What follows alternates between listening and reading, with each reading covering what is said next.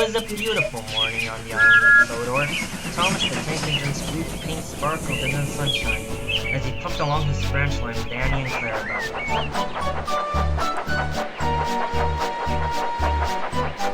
He was feeling very pleased with himself.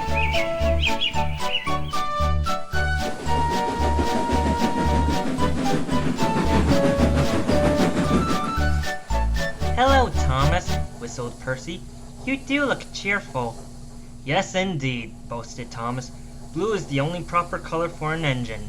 "Oh, I don't know about that. I like my brown paint," said Toby. "I've always been green. I wouldn't want to be any other color either," added Percy. Well, anyways," huffed Thomas, "blue is the only color for a really useful engine. Everyone knows that."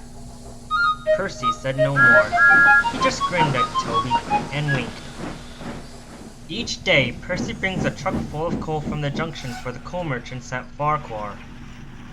Later, Thomas was resting when Percy arrived. "Be careful in the siding, Percy," warned Thomas as Percy pushed the trucks along the line beside him. "These buffers aren't very safe." He got no further. One of the coal trucks was very old and rusty. It hadn't been mended for some time. As the old truck passed Tom's, the catch on its door burst open. With a rumble and a crash, an avalanche of coal poured out and piled up on Tom's wheels. A thick dust of coal dust arose all around him. "Help! I'm choking!" sneezed Thomas. "Let me out!" Percy looked worried, but as the dust settled, he looked at Thomas and began to laugh. Thomas's smart blue paint was black from smoke box to bunker. Chuckled Percy. "You don't look really useful now. You just see yourself. You look really disgraceful." "I am not disgraceful," choked Thomas furiously. "You did that on purpose, Percy. Now stop your stupid giggling and get me out of here." But it was some time before Percy could help. The coal bunker stood behind the buffers which Thomas had said were unsafe. It was only when the coal was shoveled into the bunker that Thomas could be moved. Poor Thomas was filthy. "You're not fit to be seen," grumbled the cleaners. It took so long to clean up Thomas that he wasn't in time for his next train. Toby had to take Annie and Clarabelle with Henrietta. "Poor Thomas," whispered Annie to Clarabelle. They were most upset.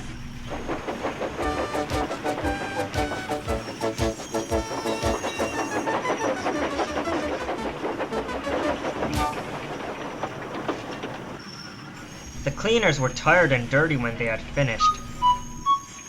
Thomas was grumpy in the shed that night. Toby thought it was a great joke, but Percy was annoyed with Thomas for thinking he had made his paint dirty on purpose. "Who'd thought it?" Percy remarked. "Fancy a really useful blue engine like Tom's becoming a disgrace to the Northwestern Railway, blaming me for the accident when it was that stupid truck that caused the mess and not me." "You just wait, Percy," replied Thomas crossly. "One day you'll laugh on the other side of your smoke box, you stupid engine." "Pah!" snorted Percy. "I wouldn't have missed all that fun for anything." The feud worsened that evening and none of the engines could get to sleep. Thomas thought Percy had coal dusted him deliberately, and Percy was cross with Thomas for thinking so. The next day, Thomas was waiting at the platform where Percy brought his trucks from the junction. Percy arranged them and ran into a siding to have a drink before Thomas's train could leave. The water column stood at the siding with the faulty buffers. As Percy tried to stop, he heard a cracking sound, and to his horror, he found that he couldn't. The buffers didn't stop him either. Coal flew everywhere, and when the dust had settled, Percy had disappeared under a thick black cloak. Thomas watched from the platform. As the crash had died away, the signal alarm dropped, and Thomas was ready to move off, laughing as he went. He had seen everything. "Ho ho ho!" he laughed as he disappeared. "Now you've learnt your lesson too, Percy. Who's laughing now?" Percy didn't say a word. He was furious, and he spent the rest of the day wondering how to pay Thomas out. But that's another story.